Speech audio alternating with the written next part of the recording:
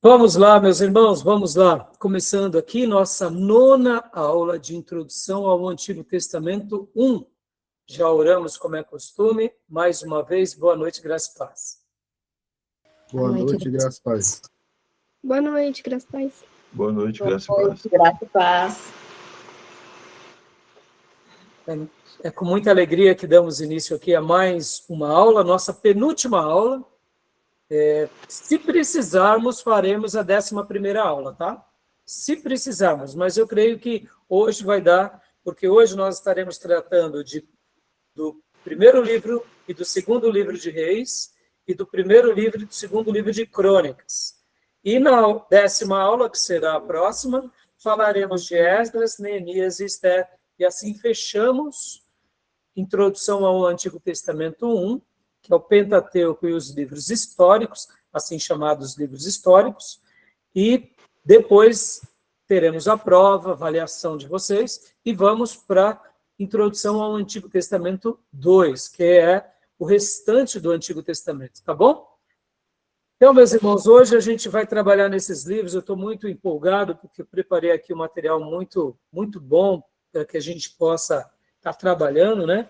Como é costume, eu gosto de mostrar aqui o nosso livro-texto, que é do Walker Jr., Panorama do Antigo Testamento, e temos trabalhado também com outros livros, que eu vou estar, inclusive, aqui, fazendo alguns apontamentos aqui em classe. Mas, hoje a gente vai para esses livros de Reis e Crônicas, e eu não tenho dúvida que vai ser muito legal. Eu quero também fazer uma breve recapitulação hoje aqui com vocês sobre algumas informações dos livros de Josué, de Juízes, e alguns adendos de Ruth, que eu achei muito pertinente, inclusive algumas dicas muito boas que a professora Márcia Zollner deu nas suas aulas, que são aquelas aulas que eu peço para que vocês assistam no canal dela do YouTube, porque as aulas da professora Márcia é de uma qualidade muito boa. Eu amo de ouvir as aulas dela, aprender com ela, né?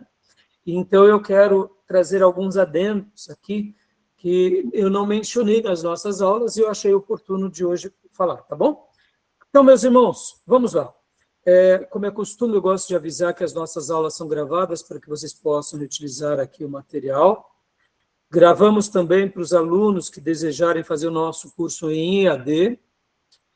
Essas aulas farão parte do currículo. E gravamos também para abençoar o maior número de irmãos, onde quer que essas aulas cheguem.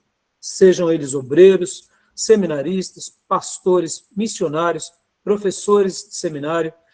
Nós temos deixado essas aulas disponíveis para abençoar o maior número de pessoas. Quem quiser estudar conosco, entre em contato conosco pelos e-mails aqui na descrição dos vídeos, tá bom? Então vamos lá, meus irmãos. Como eu gosto de fazer, vamos ler dois textos bíblicos. Abra sua Bíblia em Jeremias 1:5. Irmão Diego, leia para nós Jeremias 1:5. E, irmã Beatriz, Esdras 7:10. Jeremias 1:5. E depois Esdras 7:10. Então, irmão Diego, leia para nós. Eu vou estar colocando também aqui na nossa Bíblia digital. Se você quiser, pode ler aí ou a digital ou o texto na sua versão. Eu o conheci antes de formá-lo, no ventre de sua mãe. Antes de você nascer, eu o separei e o nomeei para ser profeta entre as nações. Aleluia. Que texto lindíssimo, não, meus irmãos? Mas eu vou pedir uma gentileza também para o meu irmão. Leia aqui também do versículo 1 ao 4. Eu quis destacar aqui o chamado e a vocação ao profetismo desse que conhecemos como profeta chorão. Mas olha, irmãos, eu particularmente tenho um carinho extraordinário por Jeremias. Leia aqui 1 ao 4 para nós. Pode ler na sua versão, Diego, por gentileza. Estas são as palavras de Jeremias, filho de Uquias, um dos sacerdotes da cidade de Anadote, na terra de Benjamim. O Senhor lhe deu esta mensagem no 13º ano do reinado de Josias, filho de Amon, rei de Judá. Também lhe deu outras mensagens durante todo o reinado de Joaquim, filho de Josias, rei de Judá, até o 11º ano do reinado de Zedequias, outro filho de Josias. Em agosto daquele ano, o povo de Jerusalém foi levado para o exílio. O Senhor me deu esta mensagem. Eu conheci... Até aí, né? Deu, Até já aqui? foi. Isso. O Senhor veria, que no caso está lendo outro texto. Eu percebo aqui, ó, palavra de Jeremias, filho de Ilquias, um dos sacerdotes que estavam em Anatote. Guardem isso. Jeremias, ele é de uma linhagem sacerdotal, tá bom? Guarda essa informação aqui, é importantíssimo. Quem era o Ilquias, pastor? Ilquias era um dos principais sacerdotes, o sumo sacerdote, nos dias de Josias. Ou seja, o papai de Jeremias era um figurão de Israel. Que tipo de figurão? Aquele pelo qual o avivamento vem sobre a nação junto com o rei, junto com os sacerdotes na tribo de Judá. Então, Jeremias nasce nesse contexto, mas em algum momento, enquanto ele ainda era jovem, Deus veio até ele e o separa, não só para o sacerdócio, mas principalmente ao profetismo. Deus levanta ele agora como profeta. E vocês vão ver aqui no restante desse capítulo, né, pode ver, que o próprio Jeremias diz, então disse eu, Senhor Deus, eis que não sei falar, porque ainda sou um menino. Mas o Senhor me respondeu, não digas, eu sou um menino. Porque a todos a quem eu te enviar, irás. E tudo quanto te mandar, dirás. E aí, né, a gente já conhece um pouco da história. Aleluia. Então, mas guarda isso, porque hoje nós vamos falar do primeiro livro de Reis, segundo livro de Reis, e vocês vão ver a importância de Jeremias. Tá bom, meus irmãos? Tudo bem? Então, vamos agora para o segundo texto, que é Esdras, capítulo de número 10. Livros de Esdras, capítulo de número 10. Esdras 10. Versículo de número... Ou melhor, Esdras 7:10. Esdras 7:10. Beatriz, por gentileza, filha, leia para nós. Esdras havia dedicado a sua vida a estudar e a praticar a lei do Senhor e a ensinar todos os seus mandamentos ao povo de Israel. Glória a Deus. Presta bastante atenção, meus irmãos. Que texto lindo é esse. Esse que é chamado de escriba de Israel. Guardem. O escribismo não é de todo uma arte condenada. Pelo contrário, Esdras era um escriba. Ele era uma pessoa importantíssima no povo de Deus e nos seus dias. E hoje a gente vai aprender aqui o quanto Esdras também foi importante para a história do povo de Deus. Por que eu estou falando sobre o escribismo aprovado por Deus? É bem simples, porque nos dias de Jesus tínhamos os fariseus, tínhamos os saduceus e tínhamos os escribas. E naquele contexto dos dias de Jesus, quase todos esses líderes religiosos tinham se perdido. Mas agora, alguns séculos antes, o escribismo, como era o caso aqui de Esdras, nós notamos que ele era alguém muito piedoso. E leia novamente, Beatriz, para nós. Olha que texto maravilhoso, meus irmãos. Esdras havia dedicado a sua vida a estudar e a praticar a lei do Senhor e a ensinar todos os mandamentos ao povo de Israel. Glória a Deus. Nós estaremos estudando na última aula sobre Esdras, sobre Neemias, sobre Esther. Mas hoje vocês notarão que a importância de Esdras não é apenas o livro de Esdras, tá bom? Esdras foi uma pessoa extremamente relevante para os seus dias. Ele foi um líder religioso que trouxe a palavra de Deus de volta ao povo de Deus. O culto a Deus novamente foi restaurado e a palavra de Deus novamente foi ensinada, e Esdras era um exemplo vivo desse ministro que agora vivia a palavra, aprendia a palavra, vivia a palavra e ensinava a palavra. E uma geração poderosa foi estabelecida ali por meio desse servo de Deus. Então, hoje, meus irmãos, a gente vai destacar aqui duas figuras importantíssimas. Eu disse sobre Jeremias e disse sobre Esdras, e vocês vão aprender aqui na lição de hoje o motivo. Se você já leu, né, ou o livro do Ellison, ou as outras obras que a gente tem acompanhado, então você já viu a importância dessa obra aqui. Se você ainda não leu o material, né, propriamente dito, que a gente já separou, tem problema, você vai entender melhor por meio ou do livro do Ellison, ou por meio do livro do Rio, né, ou mesmo pelo livro que a gente está estudando, que é o Archer Jr., tá bom? Então, beleza, meus irmãos? Vamos então agora aqui ir mergulhando um pouco no material, né, que a gente separou. Eu separei aqui para vocês os slides, inclusive os slides que a gente está trabalhando aqui em cima do livro do Stanley Ellison.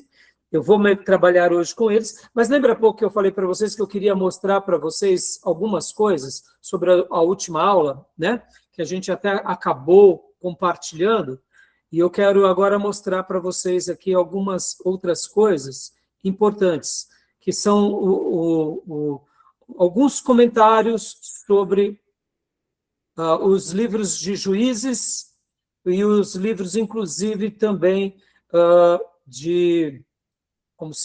os livros de Josué, tá bom? Mas deixa eu falar aqui, eu vou ir de trás para frente, tá, meus irmãos? Na última aula, estão vendo aí esse slide? Na última aula falamos sobre o livro de Ruth, falamos sobre o livro de Juízes. Lembra que eu mencionei na última aula que tinha um problema de datação, não se sabia quando exatamente eram, né, a data que foi escrito o livro de Ruth? Lembram disso? Ou era 1100, ou era uma outra data, né? Então, por que eu estou falando isso com vocês, meus irmãos?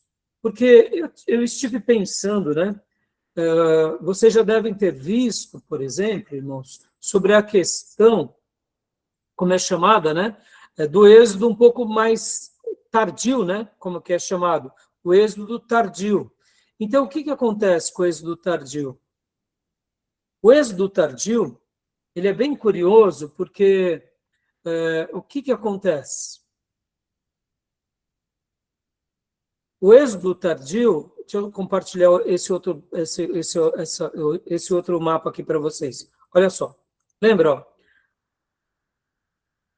Na última aula nós falamos sobre isso. Se o livro de Ruth foi escrito aqui por volta do ano 1100, ou foi 1340, tem uma janela aqui que a gente fica na dúvida por causa dessas questões das genealogias. Mas enquanto eu fazia as minhas lições de casa e refletia, eu pensei em algo, e eu fui estudar, e eu, analisando aqui algumas fontes, eu também queria passar para vocês, porque eu acho que essa informação é muito interessante. O que acontece, irmãos? Olha só. Existem algumas possibilidades, tá? Algumas possibilidades. Quais são essas possibilidades? As possibilidades também da questão da datação.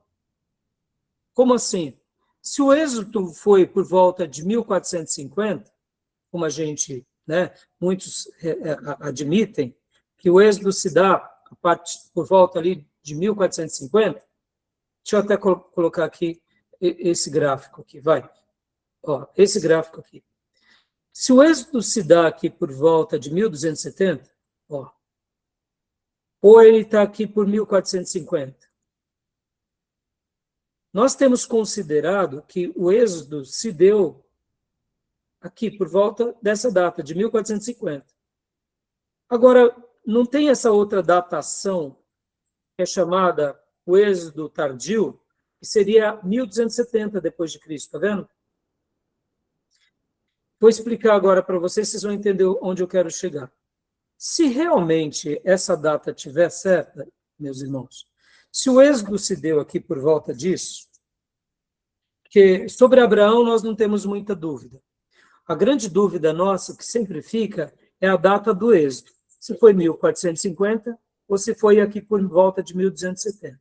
Se realmente o êxodo se dá nessa data, é bem provável que a história de Juízes aqui, olha só, essa história de Juízes, ao invés de ela começar naquela outra data, por volta de 1400, e aí tem 300 anos de história, ou 350, é bem provável também que esse período dos Juízes não durou 350 anos.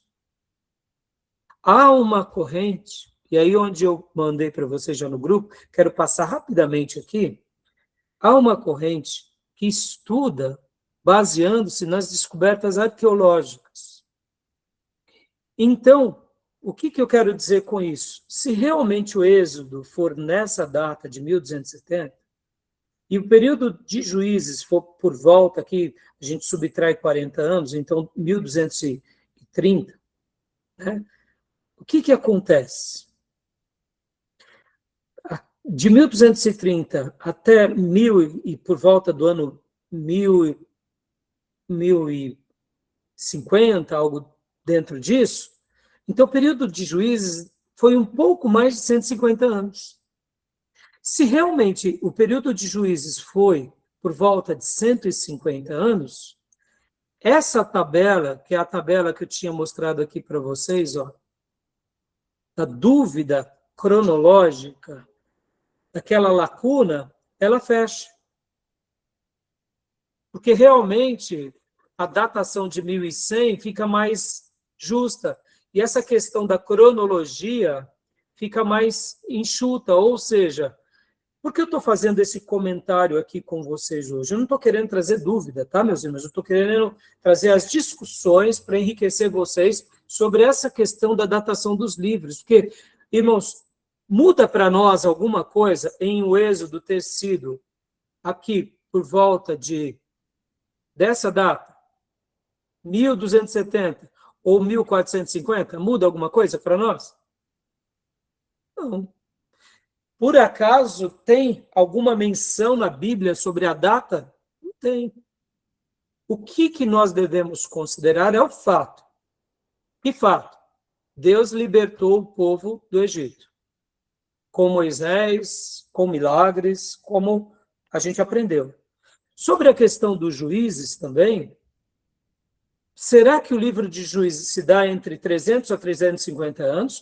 Ou será que ele se dá em 150 anos? E agora eu vou concluir e vou simplesmente pincelar aqui com vocês para mostrar essa, vamos dizer assim, essa pseudo-dúvida.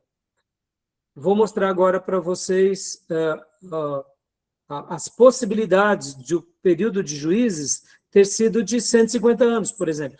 E só para eu voltar aqui a uma explicação. Por que é provável também que pode ser dos 150 anos apenas que durou o juízo? Porque foram várias histórias que foram acontecendo simultaneamente. Então, pensem assim, irmãos. Canaã foi conquistada por Josué. Josué distribui as terras. Josué morre. O povo se perde. E quando esse povo se perde, Deus foi levantando juízes, possivelmente, simultaneamente, entendeu? É bem provável que, durante um período, se levantou 2 juízes juntos. Só que quando o narrador da história dos juízes vai narrando a história, ele não põe data. Ele só conta a história daquele juiz de tal tribo, o juiz de outra tribo, o juiz da outra tribo, as lutas, e por essa razão fica uma ideia de 300 a 350 anos. Se nós pegarmos o livro de Juízes cronologicamente, somarmos história após história, dá mais de 400 anos.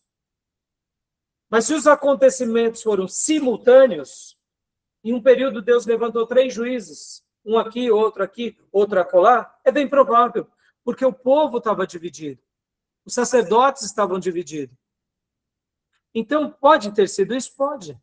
Nenhum problema, viu, meus irmãos, tá?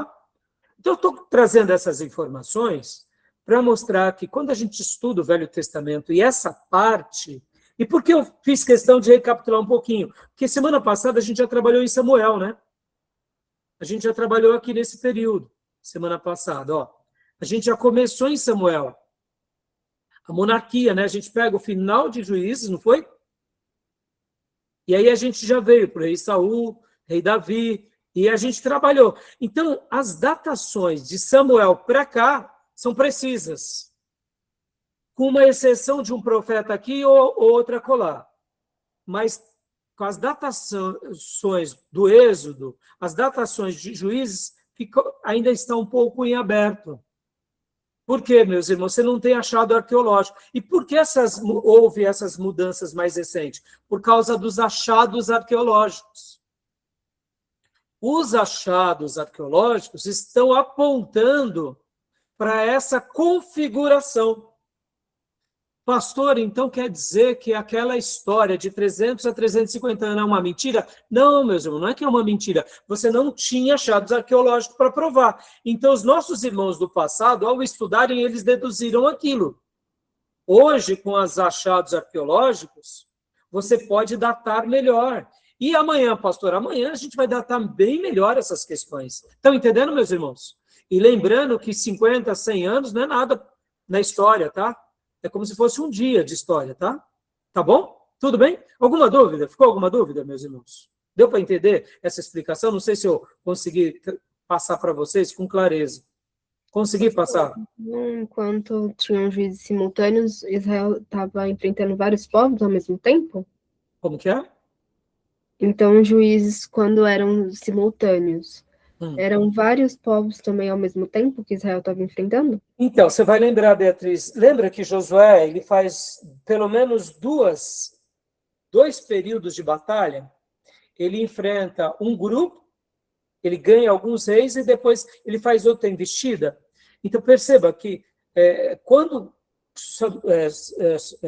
Josué vence, perceba que o livro de Josué, como é um livro só, tem uma cronologia, porque tinha um líder, fica mais fácil da gente apontar a sequência, né? Ele luta contra esse rei, contra aquele, vence esse, vence. Mas o livro de Juízes não é uma colcha de retalhos. Então é isso. Por ser uma colcha de retalhos, pode ser que houve uma invasão de um povo inimigo em cima, a norte, e outra invasão a sul. E as tribos já estavam divididas, lembra? Não tinha uma figura que unificava. E vocês têm que lembrar que nesses dias, lembra, irmãos, que aqui já era a nação de Israel, mas a figura do grande líder, que era Josué, se perdeu. Então não tinha mais esse líder unificador. Então, muitas vezes, é bem provável que 2 juízes foram quase que simultâneos. Entendeu? Então, as invasões, as conquistas inimigas foram simultâneas. Pode ter sido isso. Entendeu, Fia? Foi essa a sua pergunta, né? Você tinha feito essa pergunta? Eu respondi toda? Ou está faltando alguma coisa? Não, é isso mesmo. Então, é bem provável. Entendeu? Inclusive, deixa eu mostrar aqui para vocês. Olha só que interessante, ó. A professora Márcia, inclusive, olha, deixa eu compartilhar essa informação de Josué aqui, só para vocês terem uma ideia, irmãos. Olha só. Nas aulas dela, ela compartilha isso daqui, ó, que é a teoria da instalação pacífica. O que foi exatamente isso?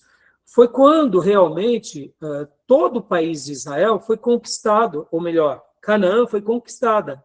Nós temos como base, na nossa leitura ortodoxa, que realmente a teoria da instalação pacífica se deu, como está ali no livro de Josué.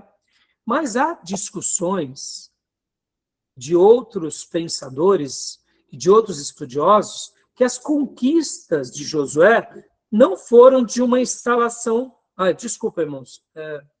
Aqui, eu peguei o gráfico, deixa eu ver aqui. Aqui. Isso. Aliás, desculpa, eu peguei um outro material, não é isso, não. Eu já vou abrir aqui para vocês, é um outro arquivo. Deixa eu só achar onde ele está agora. Então, o que acontece?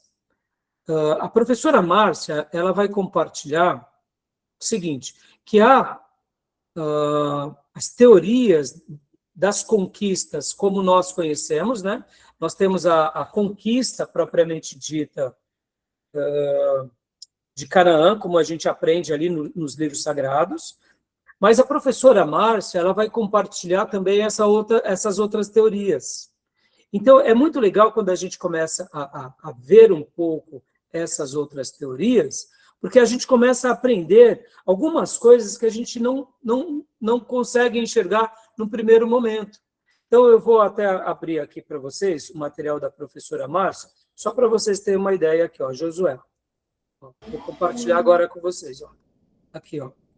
Deixa eu passar aqui para você, ó. Esse aqui, ó. Exatamente aqui. Aqui. Compartilhar aqui. Dá uma olhada nesse material. Olha só, meus irmãos. Aqui, não. Só um segundinho. Ó.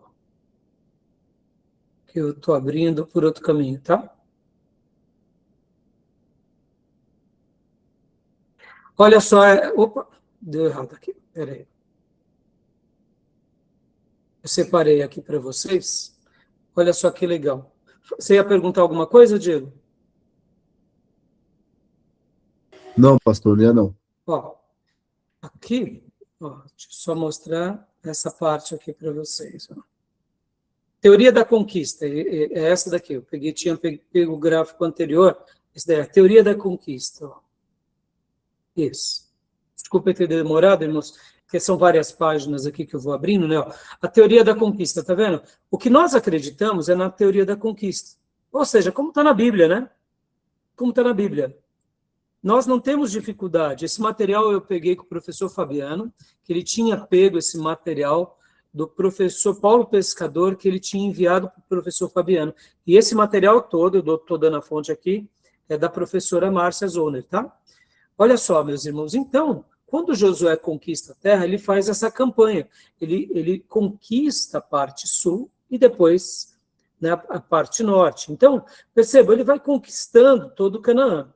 Então, o que acontece aqui? A teoria da conquista é a nossa, é a mais tradicional. Só que existe também essas outras duas teorias. É a teoria da instalação pacífica e a teoria da revolta.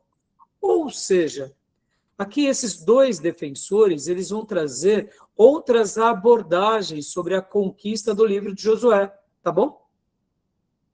Pastor Raí, aí, isso daqui serve como material de ensino, de pesquisa para vocês, tá, meus irmãos?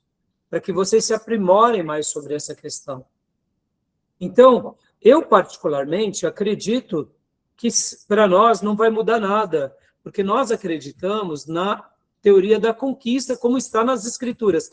Agora, e essas outras duas teorias, que é a teoria da instalação pacífica, defendida aqui por Albert Hall e José Albert Soin e outros, eles vão trazer aqui relatos mostrando que essas terras de Canaã foram sendo conquistadas porque havia ali um espaço vazio naquelas cidades-estados. Essa é a teoria da instalação pacífica. E essa outra teoria da revolta vai dar uma ideia também que é defendida aqui por George Mendel em outros nesses artigos aqui publicados, vai mostrar o seguinte, que os povos ali cananeus, eles estavam insatisfeitos com as cidades-estados, então eles se unem aos hebreus e criam uma revolta. Percebam, pastor, então, por que o senhor está mencionando esses dois adentos aqui? Porque essas discussões são discussões que vão ganhando peso na academia e muitas pessoas vão dando ouvidos, tá bom? Para isso. Mas eu só estou passando aqui para vocês, caso vocês queiram saber mais sobre isso, e caso vocês queiram estudar mais sobre isso, inclusive a professora Márcia, ela faz menção para que nós compremos essa obra aqui, ó, As Tribos de Javé, que inclusive é das edições paulinas, que é um estudo muito denso sobre essas discussões. Aqueles que forem fazer uma pós, um mestrado e um doutorado sobre esse tema, aqui é uma boa discussão, tá bom, meus irmãos? Estou passando essas informações só para fortalecer o nosso ensino, tá bom? Tudo bem até aí, então? Tranquilo? Beleza até aí? Alguma pergunta? Deu para entender a minha proposta? Onde Sim. eu vou mostrar? Então, agora, meus irmãos, então, já que vamos pular um pouco o juiz, vamos lá para Ruth e vamos falar um pouco sobre aquela questão do período. Deixa eu aqui rapidamente passar para vocês. Olha só. Voltando aqui. Eu passei esse material para vocês já no nosso grupo para mostrar, né, que quando nós pegamos de forma linear a história de Juízes, então saindo de Josué, indo para Juízes e Ruth, quando a gente vai de forma linear as histórias podem datar de 400 a 480 anos. Mas quando a gente vai para a interpretação da sobreposição, aí muda. Pode ir de 200 a 350 anos, ou pode também ir até um período menor de 150 anos, meus irmãos. E aqui que eu achei interessante, e por isso que eu falei, que estive pensando, né?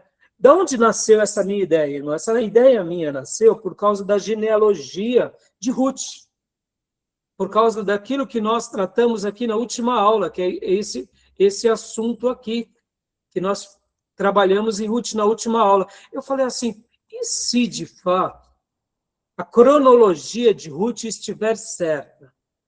Se de fato a cronologia de Ruth estiver certa, essa especulação dos juízes aqui, que dão por volta de 350 anos, você vai ter aqui por volta de 150 anos. Aí fecha a cronologia de Ruth. Conseguiram compreender? Então, existem certas lacunas que nós não sabemos explicar muito bem.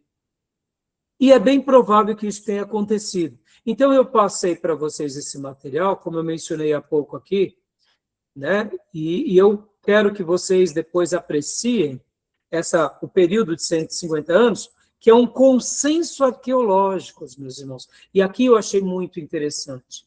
Por quê? Tem evidências em Siló, olha só que interessante. Temos, além das evidências em Siló, nós temos também aqui os achados arqueológicos. Então, aqui é uma discussão bem interessante, tá? Então, eu falei assim, eu vou trabalhar com essa ideia com os meus irmãos, porque, de repente, pode ter a ver.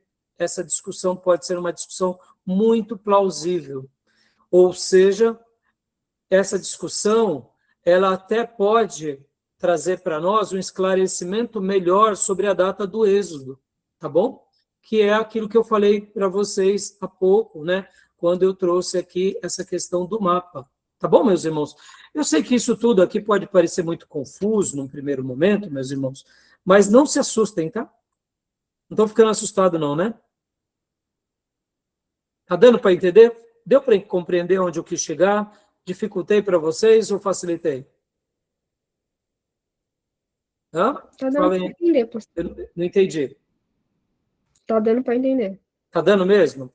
Porque eu quero que vocês aqui sejam francos comigo, irmãos. Porque aproveitando que a nossa aula ela é em tempo real, tá? Se a nossa aula é em tempo real, a gente pode explorar e tirar dúvidas aqui em tempo real, né? Tá bom, meus irmãos? Tá bom? Então, beleza, meus irmãos? Então, vamos lá. Vamos lá para o livro agora de Reis, tá bom? Vamos para o livro de Reis.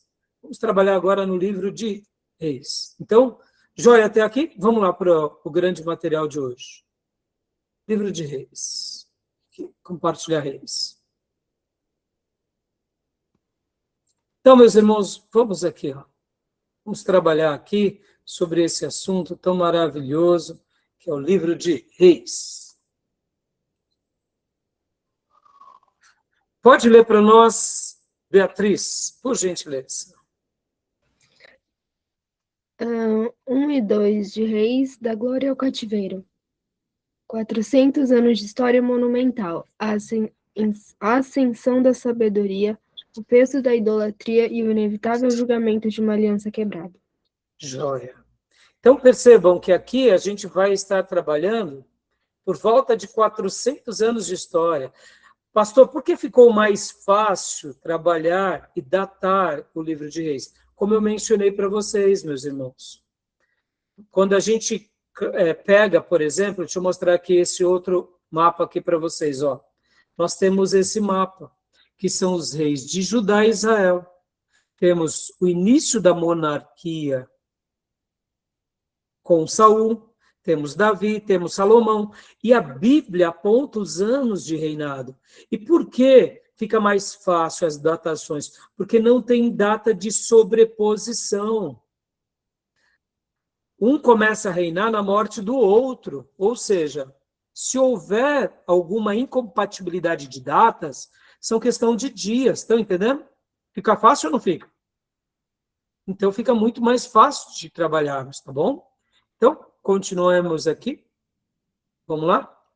Então, Beatriz, e olha só, quais são as fontes que o escritor de Reis utilizou para fazer essa obra?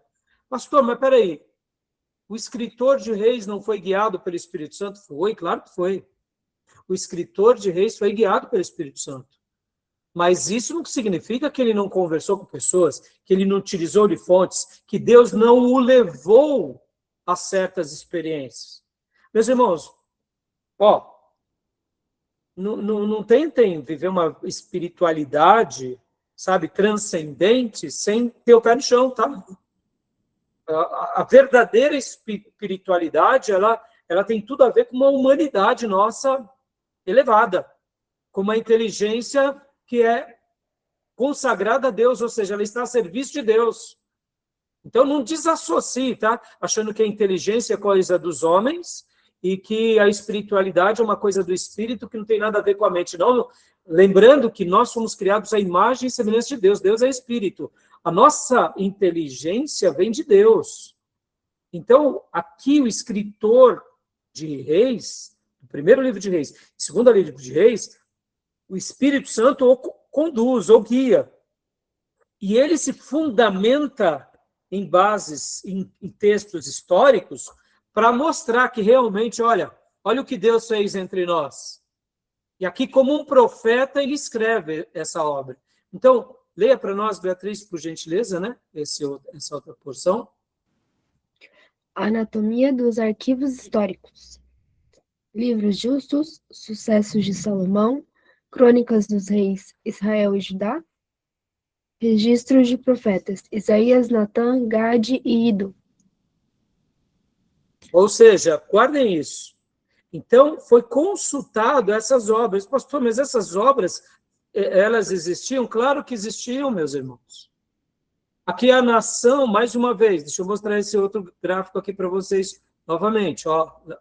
Pegando aqui o mapa do André Daniel Henke. Eu gosto demais da tabela cronológica dele. Lembrando, a gente está aqui, nessa parte final. Olha só que legal. E dentro dessa compreensão aqui, aumentando um pouco só para... Aqui já está a monarquia de Israel, meus irmãos. Então, a monarquia ela é estabelecida. Então, está tendo a monarquia de Israel. E olha o que está tendo aqui, paralelamente, a monarquia de Israel. O Império Assírio. Acontecimentos históricos. Ou seja, as datações aqui eram mais claras. E se você tem uma monarquia, você tem um arquivo, você tem registros, você tem documentos, você tem um tesouro, você tem toda uma economia que gira ali ao redor desse reino. Tá bom, meus irmãos? Percebam? Então, por isso que agora Jeremias, né, já antecipando para vocês, quando ele vai escrever essa obra, ele usa essas fontes. Tá bom? Tudo bem? Tranquilo? Então, leia para nós, Fia, por gentileza, o autor do livro de Reis. Autoria, tradicionalmente atribuída a Jeremias, auxiliado por seu secretário Baruque. Escrito sobre a perspectiva profética durante o exílio. Então, está tendo exílio. Jeremias sobrevive. O que Jeremias está fazendo agora no período de exílio? O que faz um pastor mestre, meus irmãos? Escreve, estuda. Para quê? Para ensinar o povo de Deus. Porque quem não conhece a sua história está fadado à derrota. Jeremias tinha uma história que começa com Abraão, com os patriarcas, depois vem com Moisés e com a lei, e depois vem com os conquistadores de Canaã, e agora começa a monarquia. E ele é fruto de uma linhagem sacerdotal. Deus o separa como profeta. Ele está vendo o seu povo castigado no cativeiro babilônico. E Deus o manteve vivo. Por quê? Porque, inclusive, esse povo não ouviu as palavras de Jeremias. E agora Jeremias, então, está escrevendo a história dos reis. Para quê, meus irmãos? Para mostrar, olha, povo de Deus, essa é a nossa história, esse é o nosso legado. Está se cumprindo a palavra de Deus entre nós. Então, perceba que quem escreve, ou pelo menos nós temos como escritor, é o profeta Jeremias. E quem é o seu auxiliar é Baruque, o secretário. E leia aqui para nós Beatriz, por gentileza. Completar a história literária. Continuar a narrativa de Davi, desde a compra do local do templo, segundo Samuel, até sua destruição total. Agora, olha que interessante, porque ele não escreve nos dias de Samuel e nos dias de Saul e dos dias de Davi? Já tinha algum profeta que tinha escrito sobre isso? A história de Davi e a história de Saul, essas histórias já tinham sido registradas em algum livro? Samuel. Algum profeta já tinha... Samuel, exatamente, filha. Exato. Você, olha, se já está escrito, basta ser conservado. Agora, isso não impede também dele de ter escrito. É que na providência divina, Deus já tinha deixado Samuel. Se Deus quisesse que ele escrevesse, ele poderia ter escrito, mas não houve necessidade. Então, percebam, né? Que Samuel, e lembrando, viu, meus irmãos, primeiro livro de Samuel e segundo Samuel era um livro só. Primeiro livro de Reis e segundo livro de Reis era um livro só, tá, meus irmãos? Primeiro livro de Crônicas e segundo livro de Crônicas era um livro só. Foi dividido ao longo do tempo, tá? Então, ele veio completar a história. Mas, pastor, já existiam outros livros? Tinha os livros dos justos, os sucessos de Salomão, crônicas dos reis de Israel e Judá, e os registros de profeta Isaías, Natã, Gado e Ido. Percebam, meus irmãos, aqui, no livro de Reis, é um compilado dessas obras, tá? Desses profetas. E agora o segundo ponto aqui para nós, por favor, filho. A teologia da aliança. Provar aos exilados a conexão inseparável. Obediência traz bênção, desobediência traz maldição. Será que essa mensagem aqui estava clara para aquele povo no exílio? O que vocês acham? Mais do que claro, né, irmãos? Pelo amor de Deus. Agora, a nação de Deus, o templo destruído, eles estavam lá na Babilônia, debaixo de um cativeiro, e aqui o profeta, mais uma vez, estava escrevendo. Por quê? Ele sabia, meus irmãos, que o povo de Deus voltaria para a sua casa. Mas Deus estava querendo perpetuar a história, para que as outras gerações não perecessem. Vem cá, esses textos é para nós ou não? Servem para nós ou não? Será que esses textos Deus está querendo nos ensinar ou não? Interessante, não? Tá bom? Então, continuemos aqui. Leia para nós agora, irmão Diego, por gentileza. Obrigado, viu, Beatriz?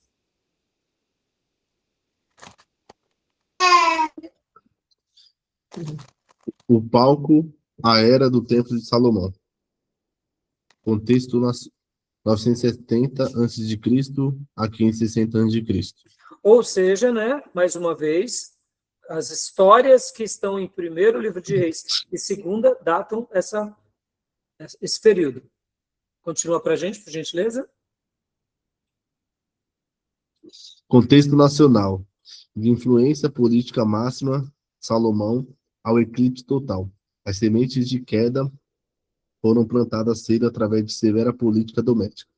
Ou seja, aqui começa, né, o poderio imenso de Salomão e a sua queda, seu rompimento.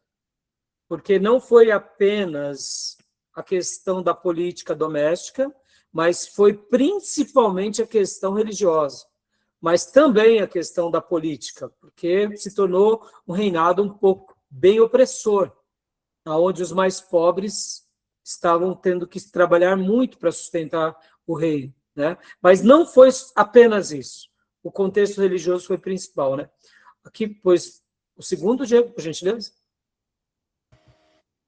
Contexto internacional. Nenhum grande império mundial ao início. A Síria e a Babilônia só ascendem em poder em proporção direta à deteriorização espiritual de Israel. Ou seja, meus irmãos, Israel aqui estava num momento bem significativo. Ele não tinha uma oposição direta. Você pode ver que naquele mapa que eu passei há pouco para vocês, a Síria já estava aqui com o seu império. Mas Israel, no primeiro momento aqui, logo no início da monarquia, e com Salomão, não estava sofrendo ainda uma opressão generalizada. Nós temos que lembrar, como já aprendemos nessas aulas, que Israel era um grande corredor, do Egito para a Mesopotâmia.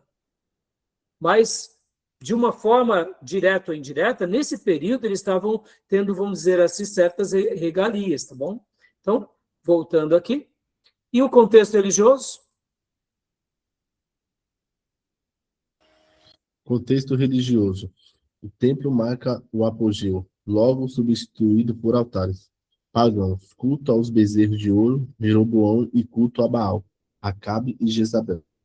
Meus irmãos, aqui é uma das coisas que mais nos dá medo. Salomão, com todo o seu poderio, se desvia do Deus de Israel. Ele, infelizmente, teve um período de queda horroroso. No seu início de ministério e de reinado foi maravilhoso, mas depois a soberba o dominou. E aqui fica uma mensagem. A gente tem que tomar muito cuidado quando Deus nos exalta. Salomão é o grande estereótipo de alguém que não soube vigiar nos momentos bons, tá bom? A grandeza e as sementes da ruína. Leia para nós agora, irmã Sônia, por gentileza. Sabedoria sem paralelo.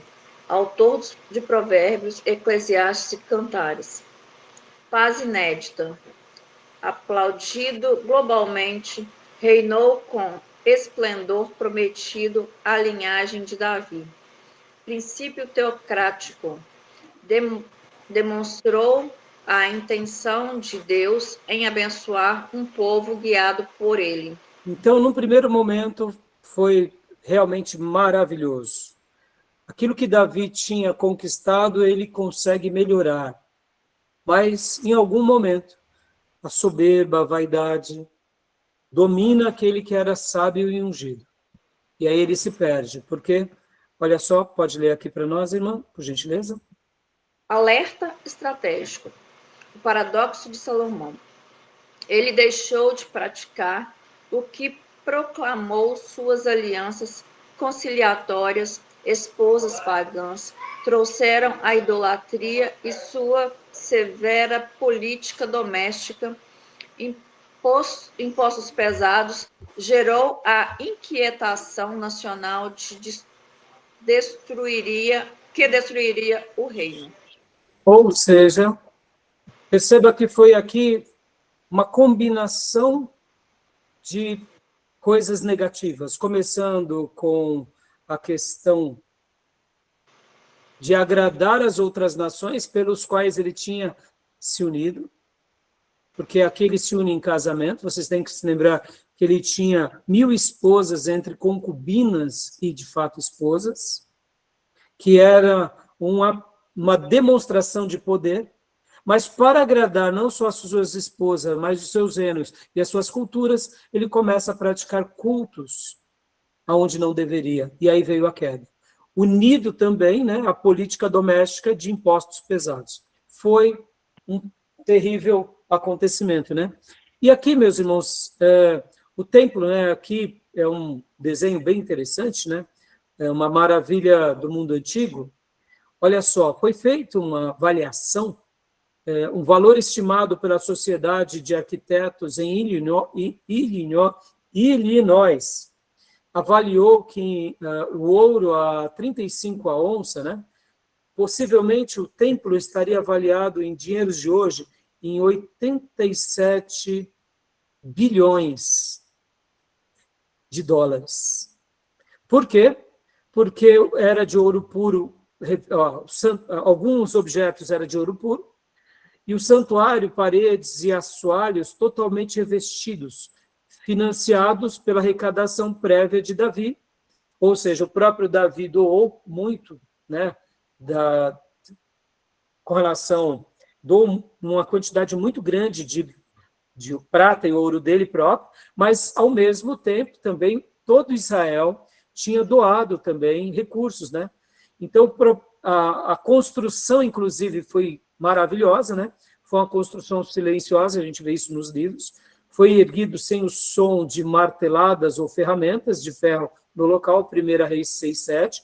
Vocês verão que ali foi uma montagem praticamente todinha encaixada, ou seja, uma obra de arquitetura e de engenharia brilhante, e o propósito maior era refletir a glória e a grandeza de Deus de Israel de forma visível para todas as nações da terra.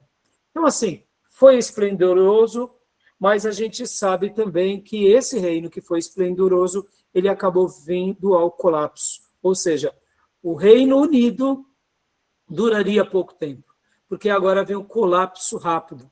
E por que o reino se dividiu? Leia para nós, Tomé. Por que o reino se dividiu? E a divisão do reino é aqui, em 931. A gente tem que lembrar que o reino foi unido durante a monarquia de Saul, depois a monarquia de Davi e depois a monarquia de Salomão. Então, voltando aqui para esse desenho, percebam, quando a gente pega, né, aqui, a gente vê que o reino unido ele se deu aqui apenas durante esse período. Reinos de Saul, reino de Davi e reinado de Salomão, tá bom? E aí aqui vem a divisão por volta do ano de 930. Tá bom, meus irmãos? Tudo bem até aí? Então, lembrando que cada um desses reis reinaram por pouco mais de 40 anos, né? Tá bom? Então, por gentileza, irmão, Tomé, leia para nós, por gentileza. Espiritual, idolatria, resultado direto das múltiplas esposas pagãs de Salomão, violando a aliança. Político, rivalidade histórica, tensão crônica entre Efraim, tribo de Jeroboão, e Judá, tribo de Roboão. Econômico, tirania, o luxo do trono de Salomão foi financiado pela opressão. O povo estava pobre e sufocado por altos impostos. Apenas 80 anos após o início da construção sob Davi, a nação unida deixou de existir. Ou seja, então a gente pega 40 anos do reinado de Salomão, 40 anos do reinado de Davi e 40 anos do reinado de Salomão, ou de Saul. Então, pouco tempo depois da união de Israel, do reino chamado Reino Unido. Guardem isso, irmãos. Lembram que a gente aprende, inclusive a professora Márcia Zoner deixa isso bem claro, né? Canaã era chamado aquela região antes da conquista. Depois da conquista com Josué, era a nação de Israel. Aí depois, essa nação de Israel é uma nação, agora ela se torna um reino de Israel, com o início da monarquia. E a gente está falando, por enquanto, do Reino Unido. E agora vem a divisão. E agora vem o Reino de Israel dividido.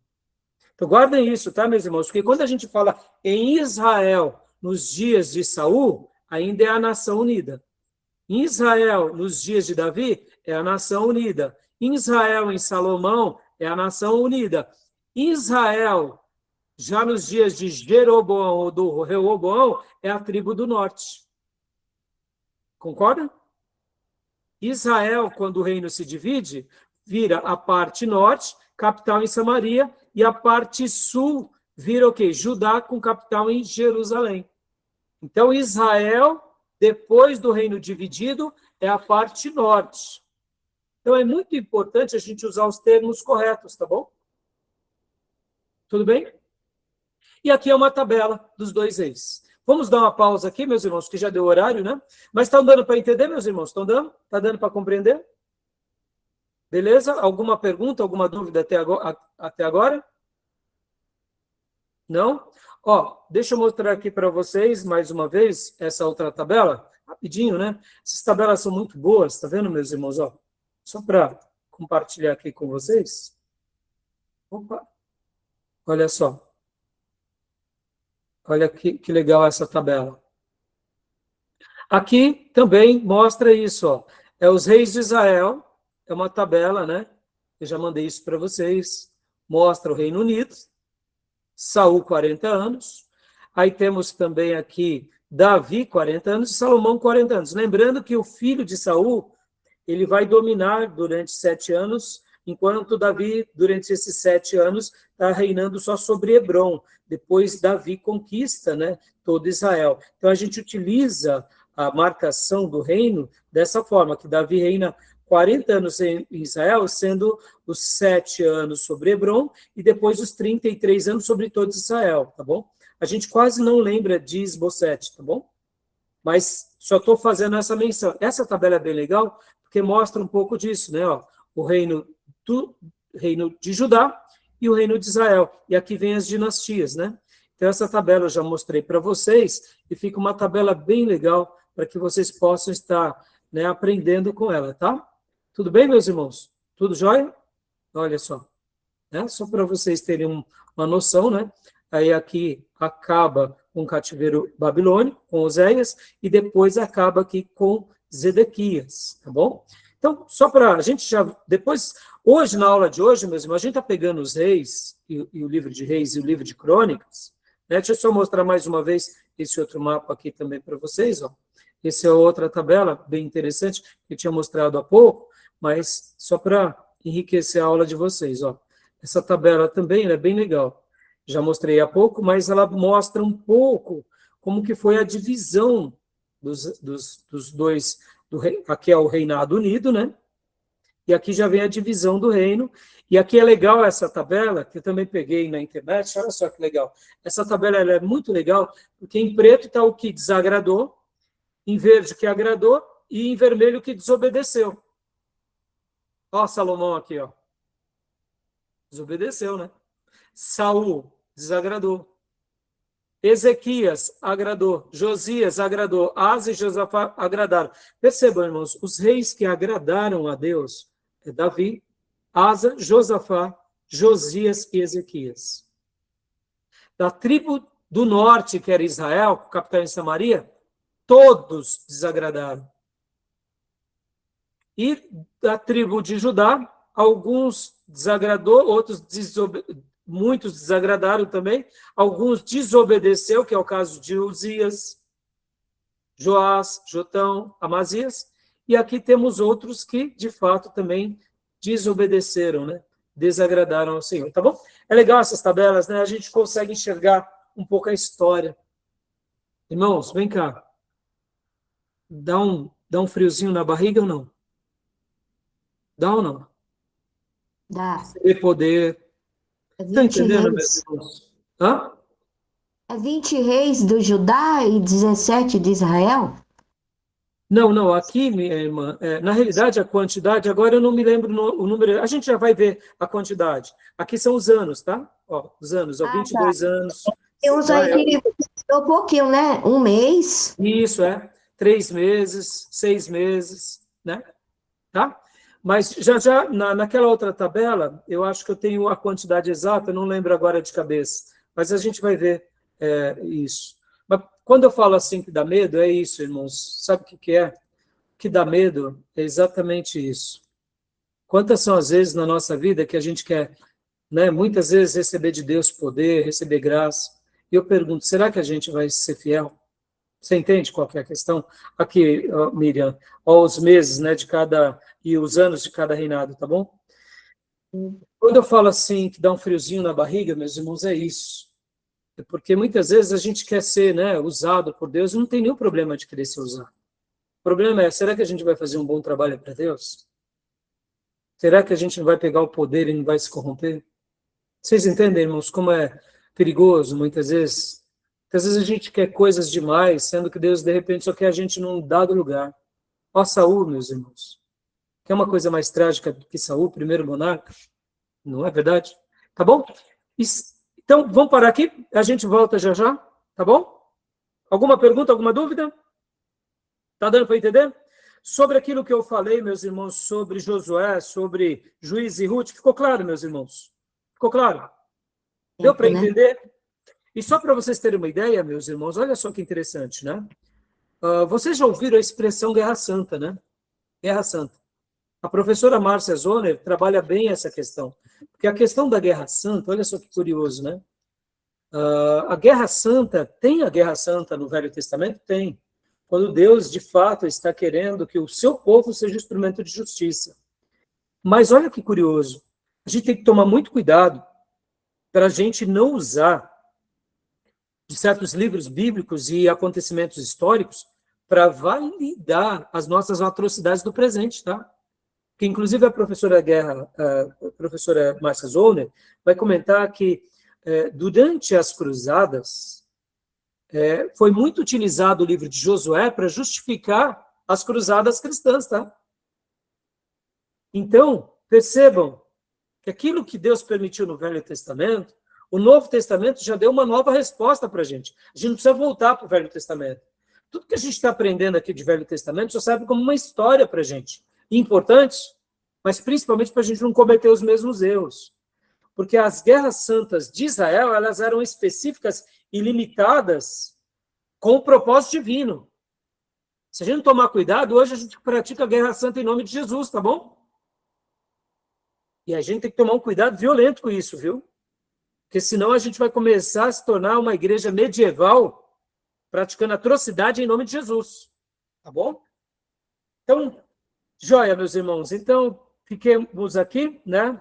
E é isso, meus irmãos. E só um último detalhe, que inclusive a professora Márcia Zoner cita, do livro de Juízes, né? Que ela comenta sobre o papiro de Anastácio I, que Canaã, nos dias de Juízes, era como o velho oeste americano. Estradas perigosas, animais selvagens, ladrões, carruagens, brigas. Faroeste americano é um paralelo bem vivo para nós, né? Porque essa história é recente, tem uns 400 anos atrás, 300 anos atrás, né, no máximo. Então, essa história do faroeste americano, 200 anos atrás, está bem fresca na nossa memória, né? Então, o livro dos Juízes era esse período, tá? Eu só estou citando tudo isso para os irmãos para enriquecer a aula de hoje, né? Para a gente poder trabalhar bem aqui nos reis de Israel, para a gente aprender com tudo isso, tá bom? Alguma pergunta, alguma dúvida? Podemos fechar? Para a gente ir para o intervalo?